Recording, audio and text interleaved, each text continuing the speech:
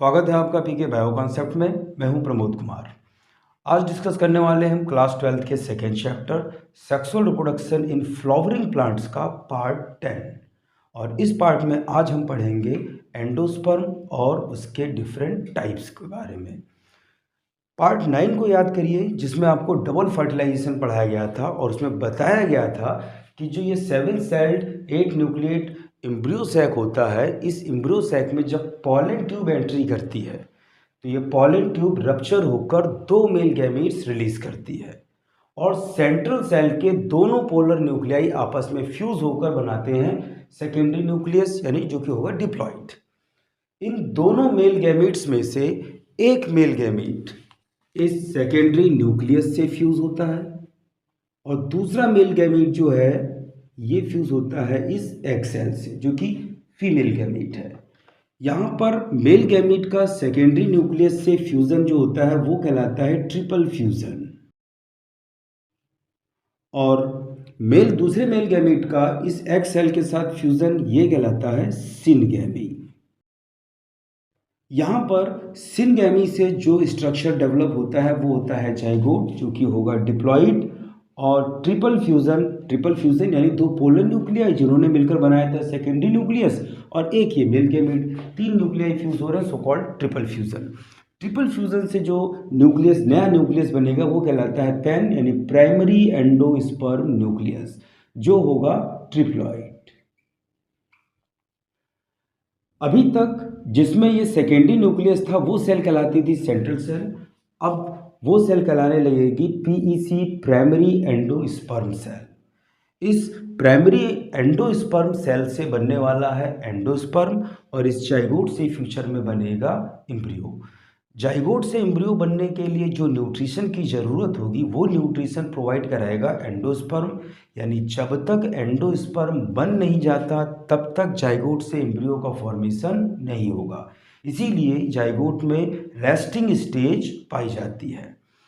ये जो एंडोस्पर्म बनेगा इस प्राइमरी एंडोस्पर्म न्यूक्लियस वाली प्राइमरी एंडोस्पर्म सेल से, इसमें फूड स्टोर रहता है स्टार्च की फॉर्म में। अब ये एंडोस्पर्म का डेवलपमेंटल मेथड क्या है, किस तरह से एंडोस्पर्म डेवलप हो रहा है, इस बेस पर एंडोस्पर्म के बेसिकली 3 टाइप्स होते हैं। पहला टाइप होता है न्यूक्लियर एंडोस्पर्म, दूसरा है सेलुलर एंडोस्पर्म और तीसरा होता है हेलोबियल एंडोस्पर्म। इसमें हम जो पहला टाइप है न्यूक्लियर एंडोस्पर्म उसको डिस्कस करते हैं। न्यूक्लियर एंडोस्पर्म, जो न्यूक्लियर एंडोस्पर्म का डेवलपमेंट होता है वो होगा इसी प्राइमरी एंडोस्पर्म न्यूक्लियस से ही, लेकिन यहाँ पर केवल कैरियोकाइनेसिस होगी, साइटोकाइनेसिस नहीं होगी। कुछ इस तरह से देखिए,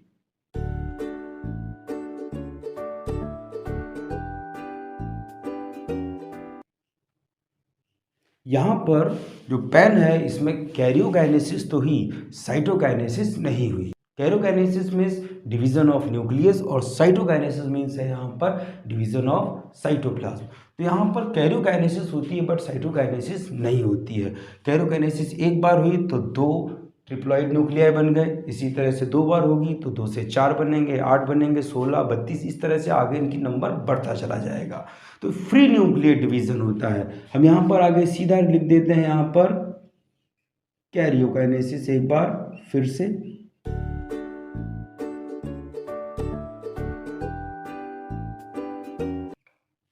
यहाँ पर बन गए हैं 4 न्यूक्लियाई। ये है बाई न्यूक्लिएट स्टेज, ये हो जाएगी टेट्रा न्यूक्लिएट स्टेज। यहाँ पर लगातार इस तरह से फ्री न्यूक्लियर डिवीजन होता रहेगा और ये बन जाएगी अब मल्टी न्यूक्लिएट स्टेज। यहाँ पर लिख देते हैं हम free nuclear division. Due to free nuclear division ये अब बन जाएगा मल्टी न्यूक्लिएट स्टेज। अगला डायग्राम बनाते हैं, इसमें बहुत सारे न्यूक्लियाई हम दिखाएंगे। इसमें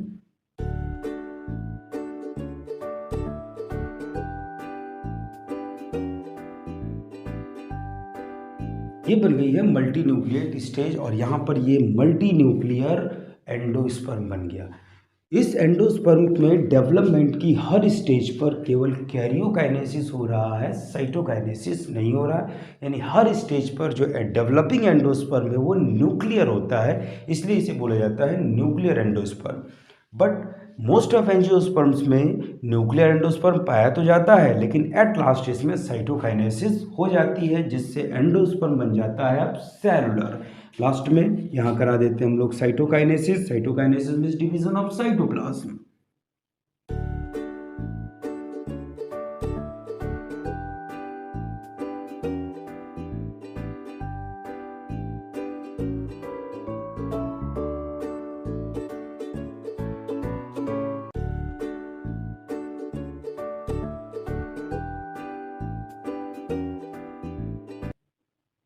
ये बन गया है अब सेलुलर एंडोस्पर्म। ध्यान ये रखना, ये रियल सेलुलर एंडोस्पर्म नहीं है, क्योंकि डेवलपमेंट की हर स्टेज पर ये था न्यूक्लियर, बट फाइनली ज़्यादातर एंजियोस्पर्म्स में साइटोकाइनेसिस हो जाने के कारण जो न्यूक्लियर एंडोस्पर्म होता है ये बदल जाता है सेलुलर एंडोस्पर्म में। This is the nuclear endosperm.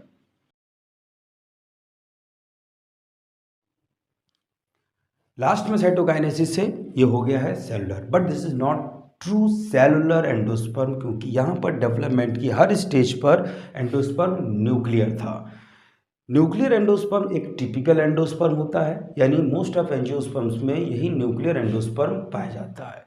जो मेलास्टोमा होता है, मेलास्टोमा में कभी भी साइटोकाइनेसिस नहीं होती है, यानी उसका जो एंडोस्पर्म होता है वो हमेशा न्यूक्लियर रहता है। और ग्रीन कोकोनट में जो कोकोनट वाटर होता है वास्तव में वो न्यूक्लियर एंडोस्पर्म होता है, जो मैच्योर होने पर, जैसे ही फ्रूट जो होता है वो मैच्योर होता है, तब वहाँ पर इसमें पार्शियल साइटोकाइनेसिस होती है, यानी थोड़ा बहुत जो न्यूक्लियर एंडोस्पर्म होता है उसमें साइटोकाइनेसिस हो जाती है, और जिससे एक एडिबल सॉलिड पार्ट बनता है वाइट कलर का। लेकिन पूरा का पूरा जो कोकोनट वाटर है उसमें, कोकोनट वाटर का मतलब न्यूक्लियर एंडोस्पर्म, पूरा का पूरा न्यूक्लियर एंडोस्पर्म में साइटोकाइनेसिस नहीं होती। और जो कोकोनट वाटर होता है इसे लिक्विड सिंसाइसियम कहते हैं, और इस लिक्विड सिंसाइसियम का जो फिजियोलॉजिकल इफेक्ट है वो एक प्लांट हार्मोन, ध्यान रखिएगा, एक प्लांट हार्मोन साइटोकाइनिन जैसा होता है। ये तो रहा न्यूक्लियर एंडोस्पर्म। अब डिस्कस करते हैं एंडोस्पर्म का सेकेंड टाइप, सेलुलर एंडोस्पर्म। देखिए सेलुलर एंडोस्पर्म का फॉर्मेशन भी इसी प्राइमरी एंडोस्पर्म सेल से होता है, जिसमें ट्रिप्लॉइड पेन होता है।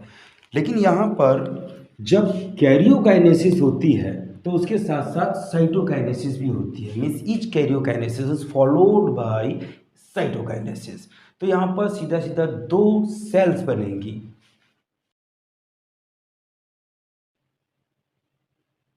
कैरियोकाइनेसिस साइटोकाइनेसिस दोनों हो गई, तो कैरियोकाइनेसिस से दो डॉटर न्यूक्लियाई बनेंगे, और जब साइटोकाइनेसिस होगी तो यहाँ पर दो सेल्स बन जाएंगी।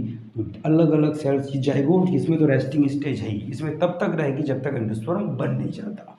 तो ये हो जाएगी यहाँ पर बाई सेल्ड स्टेज या टू सेल्ड स्टेज। इसके बाद फिर डिवीजन होगा, तो दो सेल से अब बन जाएंगी चार सेल्स। 4 सेल्ड स्टेज, फिर डिवीजन होगा तो 4 से 8 सेल्ड स्टेज।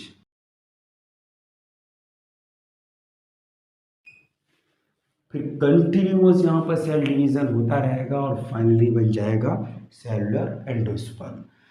सेलुलर एंडोस्पर्म तो न्यूक्लियर एंडोस्पर्म में के लास्ट में भी बना था, और यहाँ भी बना है, डायग्राम भी हमने वही वाला रखा है। लेकिन ध्यान ये रखना है कि न्यूक्लियर एंडोस्पर्म में डेवलपमेंट की हर स्टेज पर एंडोस्पर्म न्यूक्लियर रहता था, साइटोकाइनेसिस नहीं होती थी। बट सेलुलर एंडोस्पर्म में डेवलपमेंट की हर स्टेज पर कैरियोकाइनेसिस के तुरंत बाद साइटोकाइनेसिस भी हो रही है। तो हर स्टेज पर ये सेलुलर होता है, इसलिए इसे कहते हैं सेलुलर एंडोस्पर्म। यहाँ पर लिख देते हैं कंटिन्यूअस डिवीजन। जो सेलुलर एंडोस्पर्म होता है ये प्रिमिटिव एंजियोस्पर्म्स में पाया जाता है और गैमोपेटैली के मेंबर्स में। गैमोपेटैली जिसमें पेटल्स आपस में फ्यूज रहते हैं, जैसे पिटूनिया हो गया, बाल्सम, धतूरा, एडोक्सा, इन प्लांट्स में मिलता है ये सेलुलर एंडोस्पर्म। न्यूक्लियर एंडोस्पर्म ये पॉलीपेटैली के मेंबर्स में मिलता था, जो पढ़ चुके हैं। न्यूक्लियर एंडोस्पर्म ध्यान रखिए टिपिकल एंडोस्पर्म में, फिर से याद दिला रहा हूँ, और ये पॉलीपेटैली के मेंबर्स में पाया जाता है। तीसरा जो टाइप है हमारा वो है हेलोबियल एंडोस्पर्म। चलिए देखते हैं हेलोबियल एंडोस्पर्म को। जो ये हेलोबियल एंडोस्पर्म होता है इस हेलोबियल एंडोस्पर्म का डेवलपमेंट भी वही प्राइमरी एंडोस्पर्म सेल, जिसमें प्राइमरी एंडोस्पर्म न्यूक्लियस भी ट्रिप्लॉइड होता है, इसी से होता है।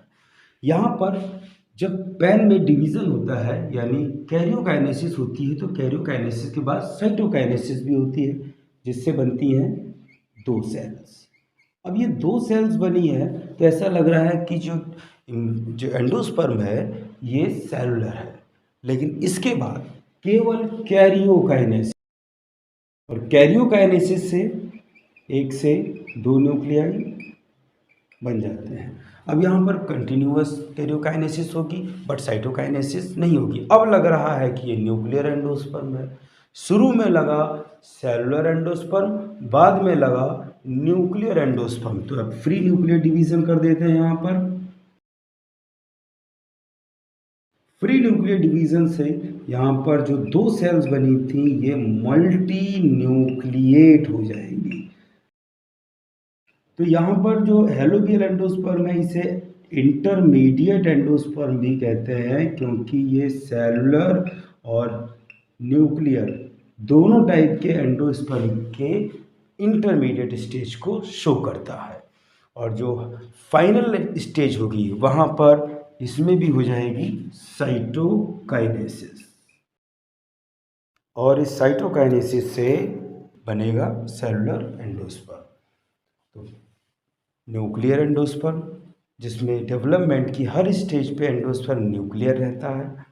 सेलुलर एंडोस्पर्म जिसमें डेवलपमेंट की हर स्टेज पर एंडोस्पर्म सेलुलर रहता है।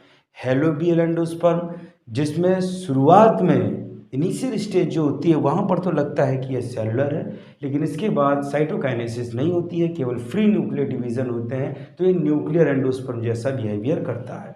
इसलिए हेलोबियल एंडोस्पर्म को इंटरमीडिएट एंडोस्पर्म भी कहते हैं, और हेलोबियल एंडोस्पर्म पाया जाता है मोनोकॉट्स में। तो ये तो हो गए एंडोस्पर्म और उसके टाइप्स। एंडोस्पर्म के बारे में कुछ फैक्ट्स आपको ध्यान रखने हैं, जिसमें पहला फैक्ट टॉप है।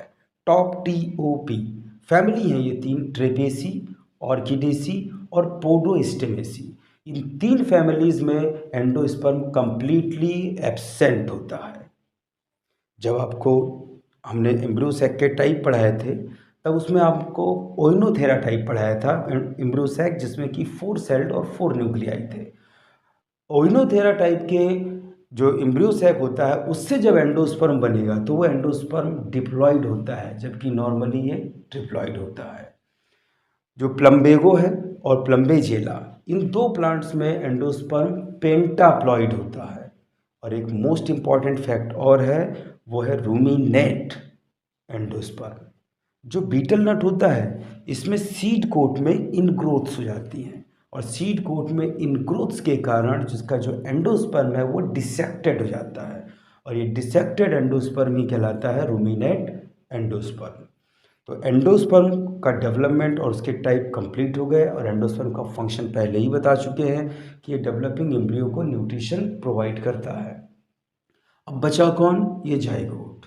पैन से तो एंडोस्पर्म बन गया और जाइगोट से बनेगा एम्ब्रियो।